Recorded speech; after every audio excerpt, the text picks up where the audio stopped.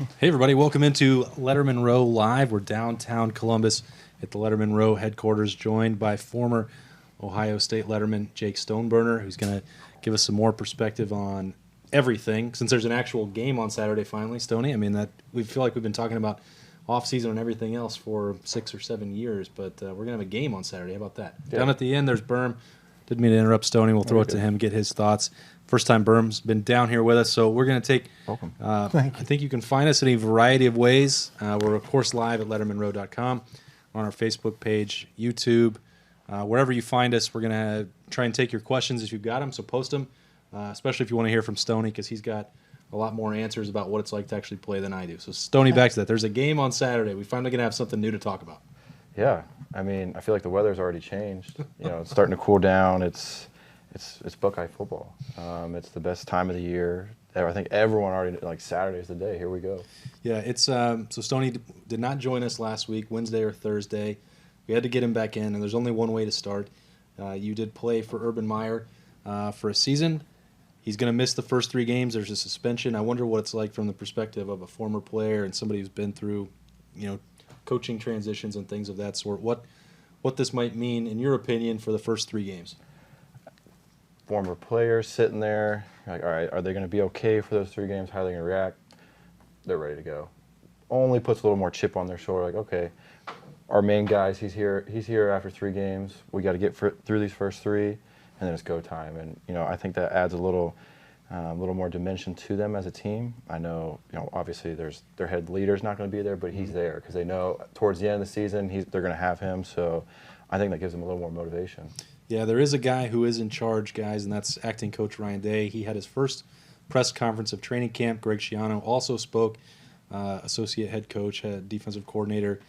I really think, Berm, that we were there this morning, that this could have been done 3 weeks ago because Ryan Day handled it about as well as you possibly could have. He said, he was not interviewed. He was not part of the investigation. The only things that he could discuss were football related. I don't see how that would have been a downside for Ohio State to shift some of that conversation, but whatever. They made their decision. But Ryan Day spoke today, and your initial thoughts as we were there in the Woody this morning, Berm, of how he handled it and how impressive he may have been, or not impressive to you, although I'd be surprised if that's the case. That is not the case. I've been obviously on Team Day for a while now as far as his future as a head coach goes, but I think what your initial point is right. Ohio State has, as Ryan Day said this morning, probably the best coaching staff in America, full of veteran coaches who have been head coaches who have been assistant coaches in big-time college football for 40 years, coaches who coached in the NFL, played in the NFL. There was not a lot of sense to be made of why you keep those guys away from the media when you could have helped turn the story back to football 3 weeks ago, as opposed to letting it ruminate and grow into this monster it's become. And the Buckeyes tried pretty hard today to get out of the gate, shut it down right away. But even doing that, you still open it up for those little chide remarks and snide comments from people. And I don't know if it's worth it. There's some that you have to answer. I mean, Urban Meyer is a 3-time national championship coach, and he's not around. Right. It's not going to stop it when Urban comes back. Those questions are going to come back. So it doesn't matter if that was 3 weeks ago or 3 weeks from now. But, I don't even think that it's like some sort of trick to say, how is this logistically going to work? Ryan and Day, are you going to be calling plays from the sideline? I mean, I don't know. Jake, are we making too big of a deal out of this? It feels like you removed the head coach. Throughout training camp, we said they can do business as usual because everybody's going to be working with their position group. Right. I don't know. Is it that big of a deal to you for the next 3 games? Are we making too big a deal out of Ryan Day getting a sort of audition here? I mean, how do you see that? Well, obviously, he's got to be calling the plays and have a bigger picture of, okay, I got to lead this team as well. Yeah. Our leader's not here. He, like you said, for the next 3 games, he is the leader. So he's got a little bit of a juggling act, which at the end of the day, that's something he's never had to do. So as much as he can say he's got the best staff around him, got best, everything really, he's never been the head coach of that big of a team and had to, also call their plays. So yeah, you are. I mean, there's a lot going on there for a first-time coach in one of the biggest programs in the country.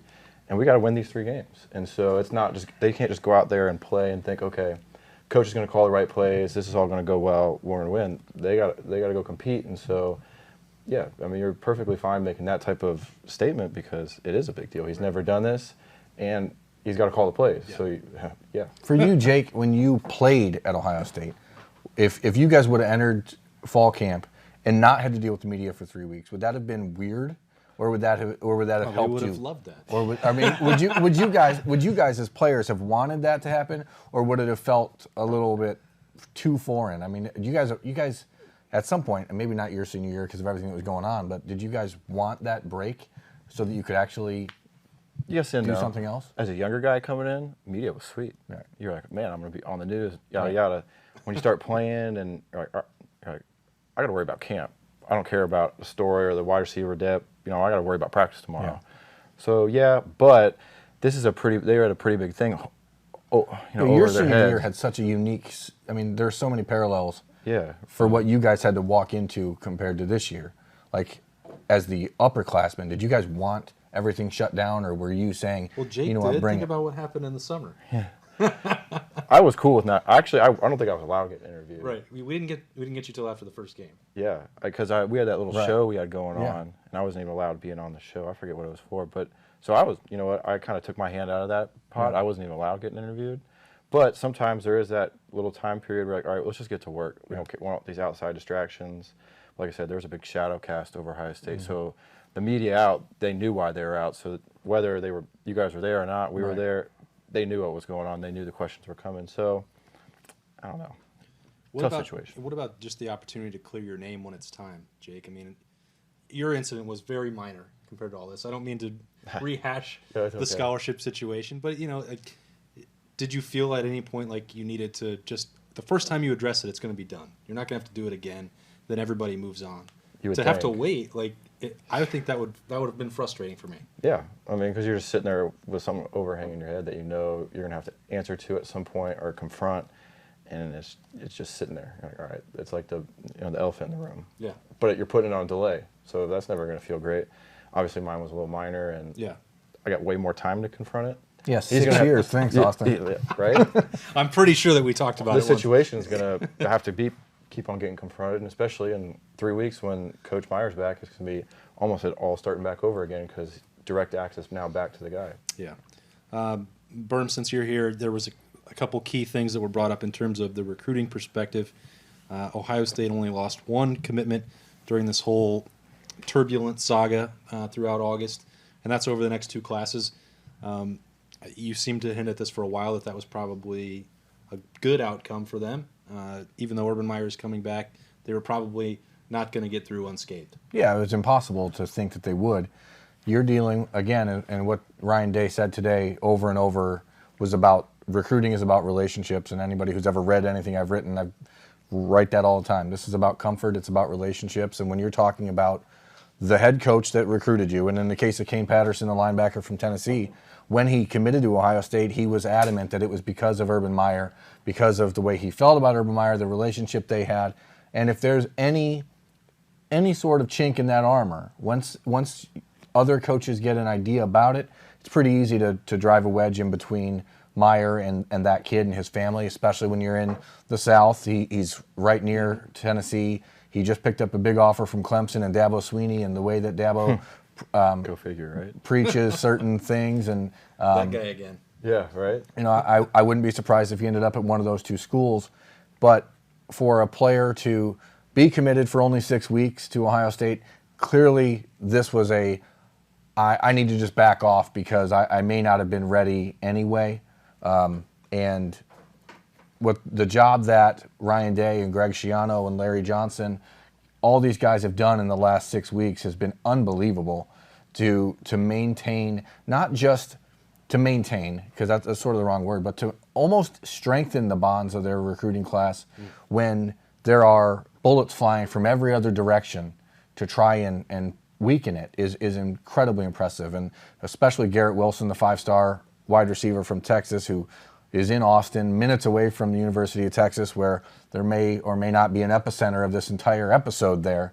I know for a fact, what you might are suggesting over there, Berm. Garrett has said over and over again that he has been talked to and talked at by the University of Texas staff more in the last 6 weeks than he had been in the previous 6 months. And that sort of attack is obviously coordinated, and it's incredible that they've been able to maintain what they've maintained through this period.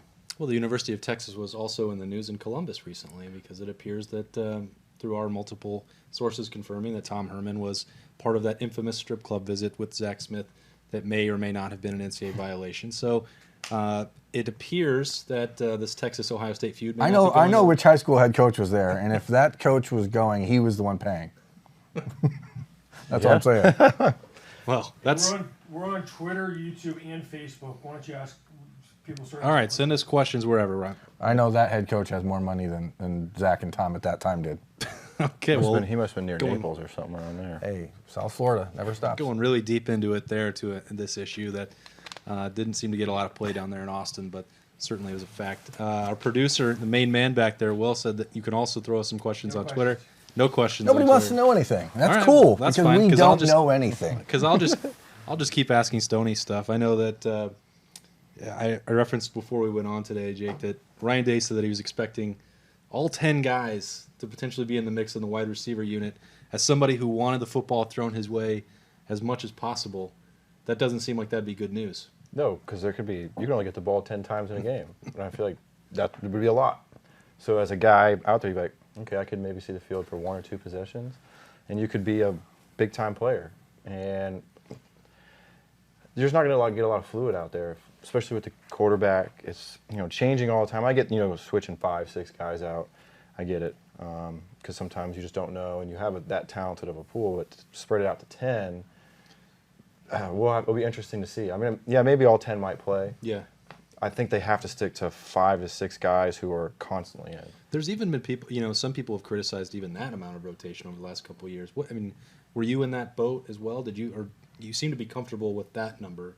Well, I was just, because I feel like the past few years that's how it's been. Prior to that, I can think of Mike Thomas, Devin Smith, Evan Spencer, pretty much 3 years straight. Mm-hmm. You sprinkle a couple older guys, Corey Brown, Jalen, Braxton when he got back. Yeah, just those guys. Those were elite, and I don't know if we haven't really. Do they not have that? Or, If you look though at the roster, obviously you have Terry McLaurin, KJ Hill, Johnny Dixon, Paris Campbell. Those 4 are going to play a lot. Yep. Then you have Austin Mack and Ben Victor. Those 2 are going to play a lot. So all of a sudden it's 6 guys.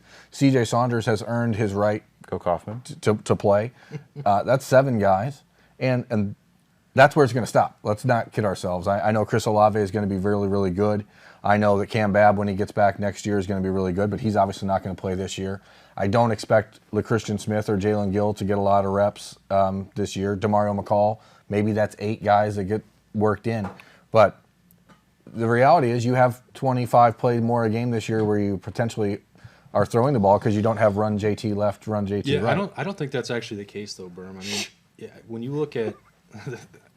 I know that everyone is waiting. I just want it to be the case. I know that everybody is eager for this, that Dwayne is not the runner that JT was, but you're going to see the QB counter at some point from Dwayne Haskins. There are going to be called runs for him and decisions that he makes in run-pass options to keep the football. That's not just vanished from the playbook. And, there might be, situations 3rd and short where the incentive is to get it more to J.K. Dobbins or Mike Weber and not just rely on JT. Those carries might go the other way, but that's an important part of the playbook. Jake is very familiar with it. He's seen it in action, and I know that with Braxton or JT or whoever, Tate Martell, it makes sense to lean on them. But guess what?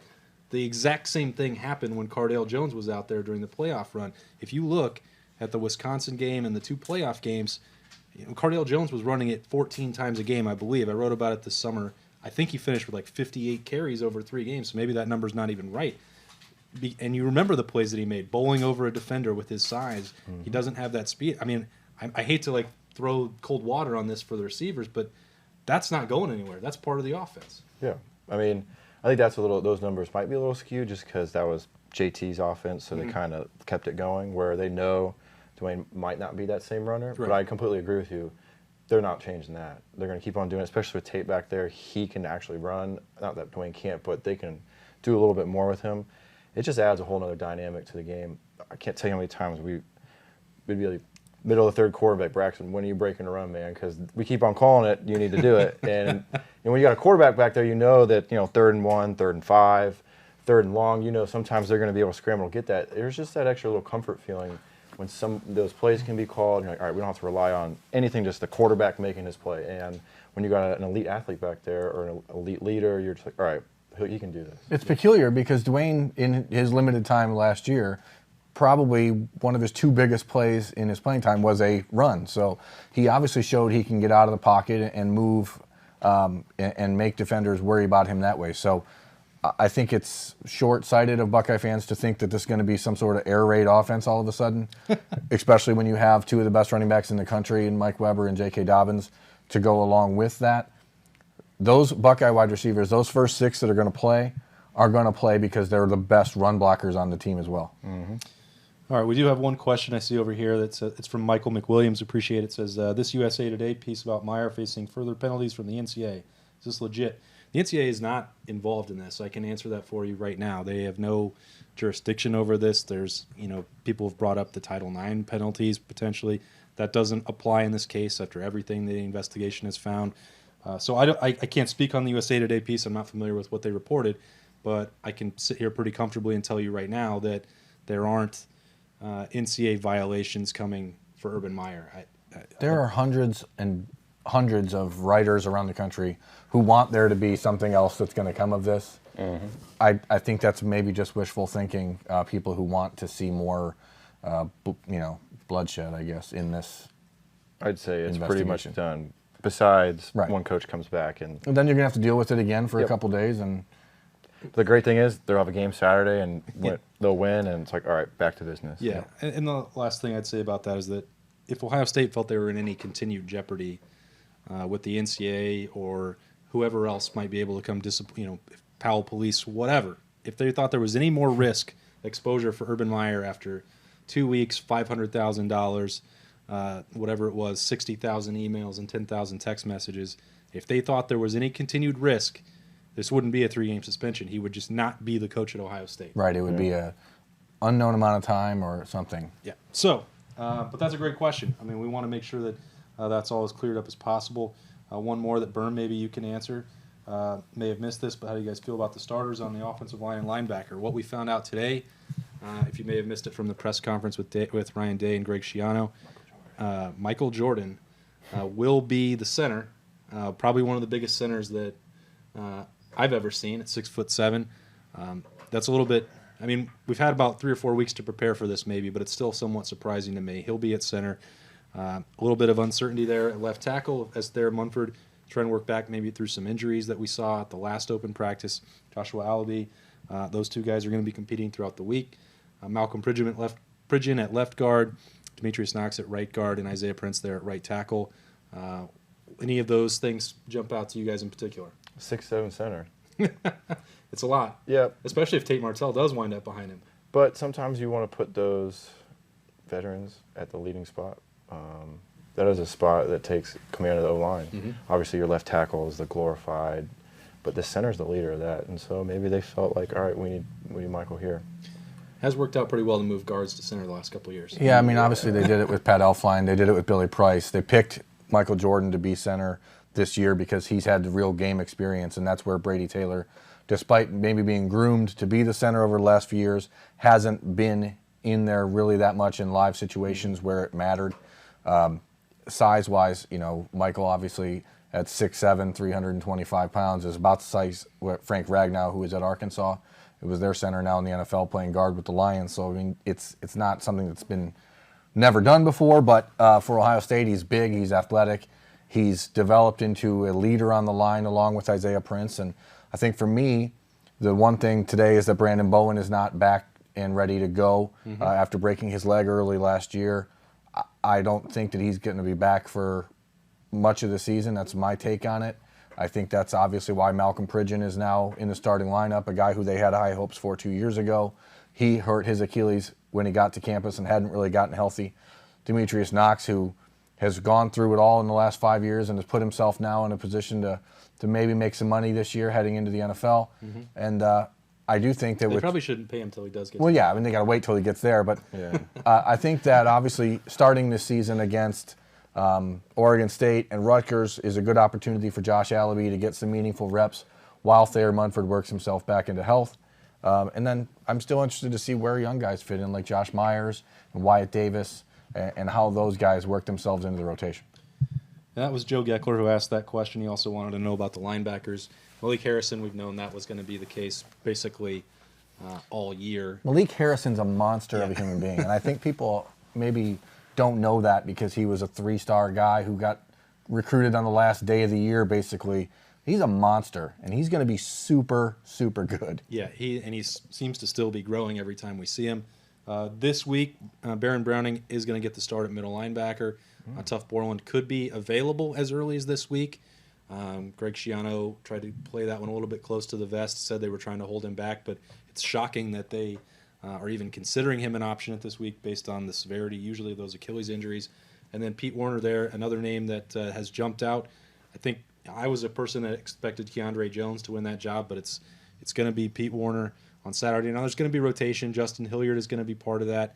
Jones that I mentioned. Dante Booker is still around. We'll see exactly how much he can contribute. But that's sort of the situation there at linebacker. I think Ohio State should probably feel pretty good about it.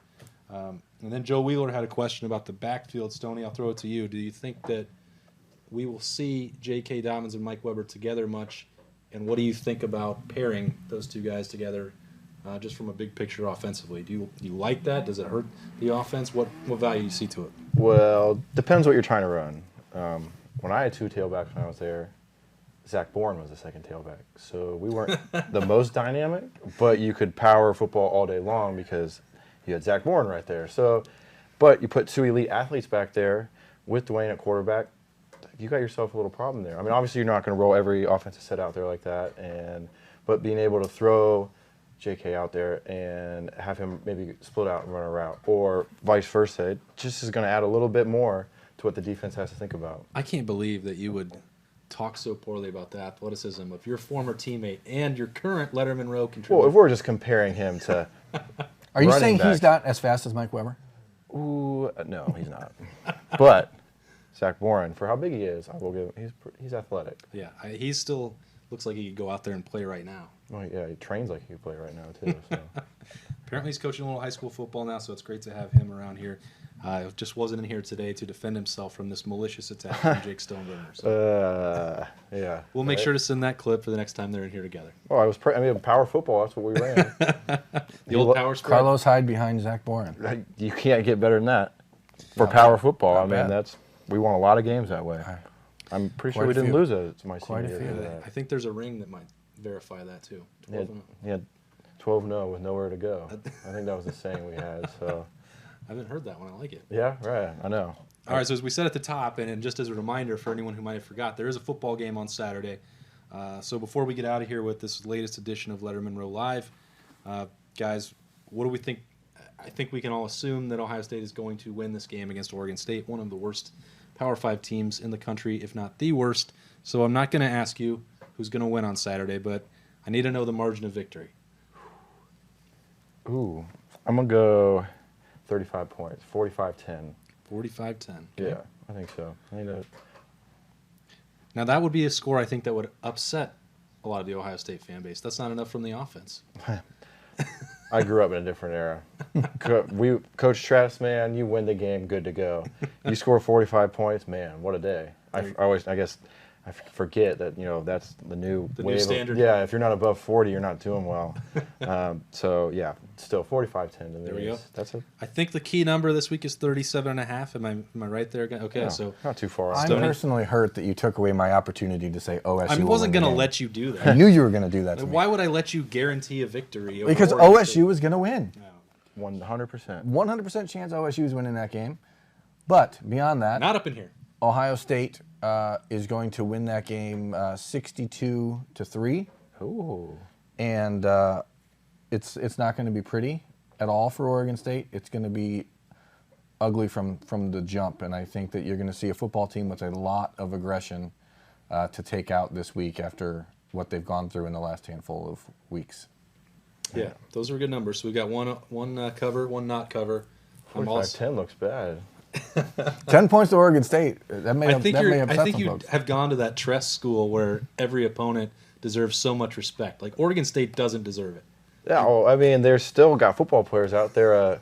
One mistake, pick up a fumble, touchdown, and then get a field goal. There you go. I just, I don't know. I've seen a lot of football, and I played a lot of really bad teams who we played really close Illinois to. scored that many. I mean, Illinois put up 10 last year, right? Mm-hmm. And that Dwayne came in, fumbled, and everything got weird, remember? Anything can happen. That's true. Jake but has 62-3 Jake will has happen. played a lot more opponents in an Ohio State uniform than you and I ever have combined. So we can defer to him there. I'm taking Ohio State to cover. I think they might get 77 or more. I think they're just going to score every time they touch it.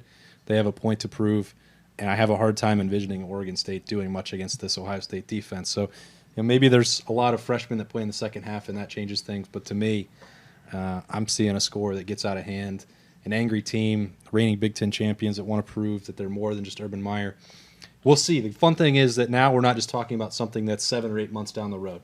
There's going to be a game on Saturday. Lettermen Row will, of course, be there. Where are you? Are you going to the stadium on Saturday, Stoney? What are your plans? Yep, I'll be all over. All right, so he might be tailgating down there. Look for him in that Lettermen Row gear. Hopefully it'll all be down there around the horseshoe. We're going to do it up big because this is our first opportunity with this site to get things going, cover a game, and we're excited about that opportunity. So we hope that you'll stick with us all week long and all season long. Down there on my far left, that's Berm. In the middle, it's Jake Stoneburner, and I'm Austin Ward.